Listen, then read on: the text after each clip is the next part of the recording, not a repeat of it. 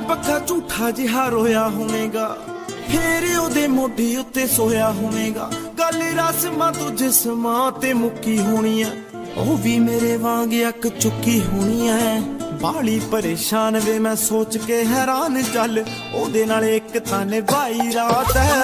ਕਿਆ ਬਾਤ ਹੈ ਵੇ ਜੱਟਾ ਕਿਆ ਬਾਤ ਹੈ, ਹੱਲ ਦੱਸ ਕਿਹਦੇ ਨਾਲ ਬਿਤਾਈ ਰਾਤ ਹੈ।